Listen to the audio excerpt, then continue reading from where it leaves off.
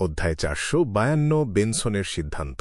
Empress বরো এবং West বরোর মাঝখানে অবস্থিত টাউনশেন্ড স্ট্রিট। শিও দেরেচা একটা অন্ধকার নির্জন গলিতে দাঁড়িয়েছিল। মাথা উঁচু না করেও সে দূরের অসংখ্য চমৎকার রাজপ্রাসাদ আর উঁচু গথিক টাওয়ারগুলো দেখতে পাচ্ছিল। এটা ছিল পুরো ব্যাকল্যান্ডের সবচেয়ে উঁচু এলাকা, আর এখানেই লোয়েন রাজপরিবার বাস করত, দক্ষিণ ও উত্তর। মহাদেশ এবং পুরো বিশ্বজুড়ে ইন্টিসের হোয়াইট ম্যাপল প্যালেস বা ফেসাক সাম্রাজ্যের অরমির প্যালেসের সমান বা তার চেয়েও বেশি মর্যাদা ছিল এর, কিন্তু এর নামটা তেমন রোম্যান্টিক বা প্রাচীন ছিল না। একে বলা হতো সোডেলা প্যালেস, আর প্রাচীন ফেসাক ভাষায় এর মানে হল ভারসাম্য। শিও বিখ্যাত বেল অফ অর্ডার থেকে চোখ সরিয়ে গলির অন্য পাশে তাকাল। রাস্তার ল্যাম্পের আলো পৌঁছায় না এমন একটা ছায়া থেকে একটা আকৃতি ধীরে ধীরে বেরিয়ে এলো। আকৃতিটা একটা সোনালি মুখোশ পড়েছিল, যা দিয়ে তার চেহারার নিচের অর্ধেক অংশ দেখা যাচ্ছিল। সে অন্য কেউ নয়, সেই রহস্যময় লোক যে আগে শিওকে শেরিফ ফর্মুলা বিক্রি করেছিল এবং মাঝে মাঝে তাকে কিছু কাজ দিত। শিও এবং ফোর্সওয়াল যখন গোপনে আলোচনা করত, তখন তারা দুজনেই সন্দেহ করত যে এই লোকটা হয়তো MI9 থেকে এসেছে। এই সপ্তাহে কোনো অগ্রগতি হল? সোনালি মুখোশ পরা লোকটা বরাবরের মতোই জিজ্ঞেস করল। শিও মাথা নাড়ল। না, আমার মনে হয় না ঘটনার আগে কেউ ক্যাপিমের ওপর নজর রাখছিল। সে একটু থামল, তারপর কিছুটা ইতস্তত করে জিজ্ঞেস করল, তুমি কি এখনও এই বিষয়টা নিয়ে তদন্ত চালিয়ে যেতে চাও? মুখোশ পরা লোকটা কিছুক্ষণের জন্য চুপ করে থাকল। তার আর দরকার নেই, তবে ভবিষ্যতে যদি এই সম্পর্কিত কিছু শোনো, তাহলে সাথে সাথে আমার সাথে যোগাযোগ করবে। আজ আমি তোমাকে একটা নতুন কাজ দেব। কি কাজ? শিও পুরোপুরি তার বাউন্টি হান্টার রূপে চলে গেল। সে ঝুঁকিগুলো হিসাব করার জন্য তৈরি ছিল। মুখোশ পরা লোকটা হাসল। এটা খুব সাধারণ একটা কাজ, আর এটা এমন একটা কাজ যা করার স্বপ্ন তুমি সবসময় দেখেছ। তোমার চেনা সব জায়গায় শেরিফ এবং ইন্টারোগেটরের প্রধান উপাদানগুলো কেনার চেষ্টা করো, বিশেষ করে এমন একটা বিশেষ উপাদান যা দিয়ে সরাসরি পোষণ তৈরি করা যায়। যদি কেউ সাড়া দেয়, আমরা সেটার দাম শোধ করে দেব। কেনা উপাদানগুলো কি আমার হবে? শিও হুট করেই প্রশ্ন করে বসল। এটাই ছিল তার সবচেয়ে বড় দুশ্চিন্তার জায়গা। না, তুমি কি ভেবেছ এত সহজ একটা কাজের জন্য এত বড় পুরস্কার দেওয়া হবে? অবশ্যই, যদি তুমি সেই মানুষটাকে খুঁজে বের করতে পারো যাকে আমরা খুঁজছি, তাহলে আলোচনা করে তোমাকে প্রধান উপাদানগুলো নেওয়ার সুযোগ করে দেওয়া অসম্ভব কিছু নয়। মুখোশ পরা লোকটা হাসতে হাসতে বলল, কিন্তু আমি তো ইন্টারোগেটর পোষণের প্রধান উপাদানগুলো জানি না। শিও ইতস্তত করে বলল, আমি তোমাকে পরে বলবো। এটা আমাদের অগ্রিম পারিশ্রমিক হিসেবেও ধরতে পারো। এমনকি যদি আমরা আমাদের কাঙ্ক্ষিত লোকটাকে খুঁজে নাও পাই, তবুও তোমার কাছে 600 পাউন্ডের চেয়েও বেশি দামের সিকোয়েন্স 7 পোষণ ফর্মুলার মূল অংশটা থাকবে। আমার মনে হয় তুমি আমাদের উদারতা সম্পর্কে খুব ভালোভাবেই জানো। মুখোশ পরা লোকটা এক মায়াবী সুরে বলল, সত্যিই খুব উদার। তাদের লক্ষ্যকে আর তাকে খুঁজে বের করার জন্য তারা এত বেশি দাম দিতে রাজি কেন? আচ্ছা, সে যদি MI9 থেকে এসে থাকে, তাহলে এই কাজের সুযোগ নিয়ে বাজার থেকে আরবিটার পাথরের বিয়ন্ডার উপাদানগুলো সংগ্রহ করাও হয়তো তার একটা উদ্দেশ্য। টাকা নষ্ট করা নিয়ে তাদের কোনো সমস্যা নেই। একজন বেশ অভিজ্ঞ বাউন্টি হান্টার হিসাবে শিও নিজের অজান্তেই বেশ কয়েকটা বিষয় নিয়ে ভেবে ফেলল। কিছুক্ষণ চিন্তা করার পর সে মাথা নেড়ে বলল, আমি এই কাজটা নেব। খুব ভালো। মুখোশ পরা লোকটার গলার স্বর কিছুটা হালকা হল। সে চারপাশটা একবার দেখে নিয়ে বলল, ইন্টারোগেটর পোষণের প্রধান উপাদানগুলো হলো একটা ফ্ল্যাশ প্যাটার্নযুক্ত কালো সাপের শিং আর একটা লেক স্পিরিটের ধুলো। এই কথা বলে সে ধীরে ধীরে পিছিয়ে গেল আর ছায়ার সাথে মিশে গলির কোনায় অদৃশ্য হয়ে গেল। সে সত্যিই আমাকে ইন্টারোগেটর পোষণের প্রধান উপাদানগুলোর কথা বলে দিল। শিও কিছুক্ষণের জন্য অবাক হয়ে গেল। ঠিক তখনই সে পরিষ্কার বুঝতে পারল মুখোশ পরা লোকটার দল এই কাজটাকে কতটা গুরুত্ব দিচ্ছে। আমি ভাবছি তাদের লক্ষ্যকে। মনে হচ্ছে এটা এমন কোনো বিশেষ উপাদানের ওপর নজর রাখছে যা দিয়ে সরাসরি শেরিফ বা ইন্টারোগেটর পোষণ তৈরি করা যায়। এই কথা ভাবতেই শিও হঠাৎ জমে গেল। তার একটা কথা মনে পড়ে গেল। যখন সে শেরিফ হিসেবে এগিয়ে গিয়েছিল, তখন সে ফোর্সের মাধ্যমে কেনা একটা বিশেষ উপাদান ব্যবহার করেছিল যা দিয়ে সংশ্লিষ্ট পোষণটা তৈরি করা যেত। এটাই কি তাদের লক্ষ্য? শিও নিজের অজান্তেই সিদ্ধান্ত নিল যে সে এই বিষয়ে চুপ থাকবে। মুখোশ পরা লোকটাকে কখনোই কিছু বলবে না। সে তার ফোলাফোলা গালগুলো ঘষল আর চেরুর বড়তে ফিরে যাওয়ার জন্য একটা পাবলিক ঘোড়ার গাড়ি নিতে বাইরের রাস্তার দিকে হাঁটতে শুরু করল। ঠিক সেই মুহূর্তে সে দেখতে পেল একটা বাদামি রঙের ঘোড়ার গাড়ি তাকে পাশ কাটিয়ে চলে গেল। গাড়ির গায়ে আঁকা প্রতীকটার দিকে সাথে সাথে তার চোখ আটকে গেল। প্রতীকটাতে একটা ফুল আর দুটো আংটি আঁকা ছিল। এর মধ্যে বিশেষ কিছুই ছিল না, কিন্তু শিও এমনভাবে সেটার দিকে তাকিয়ে রইল যেন তার চোখ দুটো জমে গেছে। ঘোড়ার গাড়িটা যখন অনেকটা দূরে চলে গেল, তখনই কেবল সে চোখ সরাল। তার মনটা সাথে সাথে ভীষণ খারাপ হয়ে গেল। এমনকি যখন সে তাদের ভাড়া বাড়িতে ফিরে এলো, তখনও তার মন ভালো হল না। বন্ধুর মন খারাপ দেখে ফোর্স 2 গ্লাস রেড ওয়াইন ঢেলে তার কাছে নিয়ে এলো। কি হয়েছে?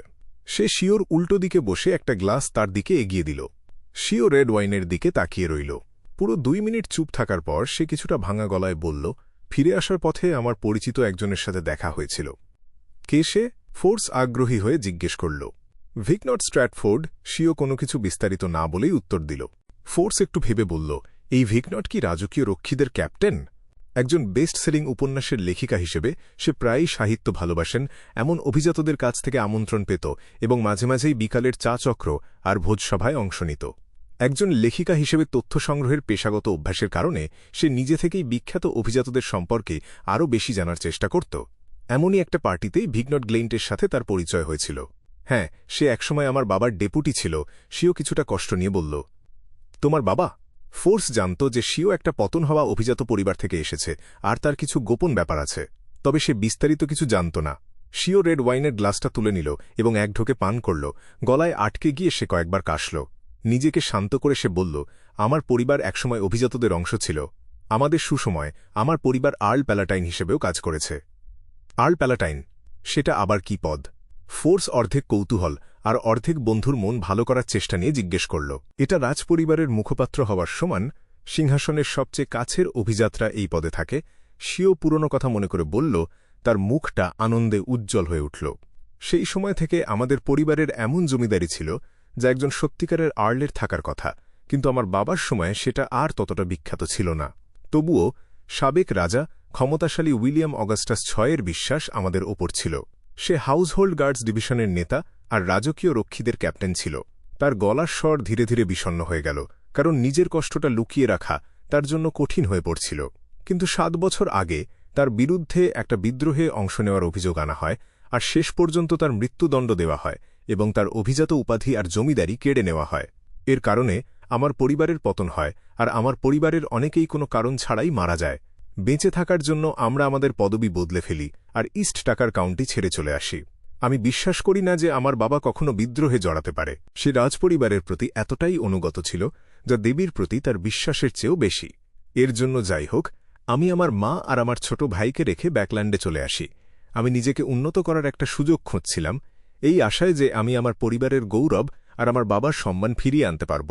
শিও তার গল্পের মাঝামাঝি কিছু বিষয় এড়িয়ে গেল, কিন্তু ফোর্স তাতে কিছু মনে করল না। সে দীর্ঘশ্বাস ফেলে বলল, এটা খুব খুব কঠিন একটা কাজ হবে। কিন্তু পরক্ষণেই সে হাসল। কিন্তু আমি তোমাকে সাহায্য করব, আর আমার পেছনে রহস্যময় ট্যাট ক্লাব আছে। সে মনে মনে যোগ করল। টিঙ্গেন শহরের রাত, 2 ড্যাফোডিল স্ট্রিট। মেলিসা মোরেত্তি যে অঙ্কের সমাধান করছিল, সে দরজার দিকে মাথা ঘোরাল আর বেনসন মোরেটির দিকে তাকাল, যে এইমাত্র তার হাফ টপ হ্যাটটা খুলে রেখেছিল। তুমি কোথায় গিয়েছিলে? কালকে না ফলাফল দেওয়ার কথা? তারা আজ রাতেই ফলাফল জানিয়ে দিয়েছে, আর আমি শহরের এমন 2 জন কর্মীকে চিনি যারা এই ইউনিফাইড পরীক্ষার দায়িত্বে আছে। বেনসন একটা মুচকি হাসি দিয়ে বলল। ডিসেম্বরের শুরুর দিকে সে সিভিল সার্ভেন্ট ইউনিফাইড পরীক্ষার জন্য নাম লিখিয়েছিল। সে এমন একটা পদ বেছে নিয়েছিল যেখানে প্রতিযোগিতা তুলনামূলকভাবে কম, আর এই প্রক্রিয়ার মধ্যে সে তার গুছিয়ে কথা বলার ক্ষমতা আর যোগাযোগের দক্ষতা দিয়ে বেশ কয়েকজন সরকারি কর্মচারী এবং পরীক্ষার্থীর সাথে বন্ধুত্ব গড়ে তুলেছিল। ফলাফল কি হল? মেলিসা নিজের অজান্তেই হাতের ফাউন্টেন পেনটা নিচে নামিয়ে রাখল। বেনসনের চেহারা সাথে সাথে অন্ধকার হয়ে গেল, কিন্তু মেলিসা মুখ খোলার আগেই সে এক গাল হেসে উঠল। আমি পাশ করেছি, আর আমার র্যাঙ্কও বেশ ওপরের দিকে। এটা দারুণ খবর। মেলিসা উঠে দাঁড়িয়ে 2 পা সামনে এগিয়ে গেল। তোমাকে জানুয়ারির শেষে 2য় ধাপের পরীক্ষার জন্য প্রস্তুতি নেওয়া শুরু করতে হবে। এটা ব্যাকল্যান্ডে হবে। আমাকে আগে থেকেই তোমার লাগেজ গুছিয়ে রাখতে হবে। তুমি কবে যাওয়ার কথা ভাবছ? বোনের দুশ্চিন্তা দেখে বেনসন বসার ঘরে ঢুকল। হাসতে হাসতে বলল, আমি নতুন বছরের পর যাওয়ার কথা ভাবছি। আমরা একসাথে ব্যাকল্যান্ডে যাব আর সেখানে একটা বাড়ি ভাড়া নেব। পরীক্ষায় পাশ করি বা না করি, আমি ব্যাকল্যান্ডে থেকে আমার ভাগ্য পরীক্ষা করার জন্য তৈরি। আর তুমি নতুন বছরের ছুটির সুযোগ নিয়ে ব্যাকল্যান্ডের টেকনিক্যাল স্কুলে বদলি হয়ে যেতে পারো, যাতে জুনে ব্যাকল্যান্ড ইউনিভার্সিটি অফ টেকনোলজি অ্যান্ড ইন্ডাস্ট্রির ভর্তি পরীক্ষার জন্য প্রস্তুতি নিতে পারো। ঠিক 1 মাস আগেই ব্যাকল্যান্ড পলিটেকনিক অফ টেকনোলজি অ্যান্ড ইন্ডাস্ট্রিকে পুনর্গঠন করে আনুষ্ঠানিকভাবে একটা বিশ্ববিদ্যালয়ে উন্নীত করা হয়েছিল। চুপচাপ শোনার সময় মেলিসার ঠোঁট দুটো নিজের অজান্তেই চেপে বসেছিল। সে বিষণ্ণভাবে চারপাশে তাকাল এবং নরম গলায় উত্তর দিল, ঠিক আছে। শুক্রবার দুপুরে কুয়েলা ক্লাব।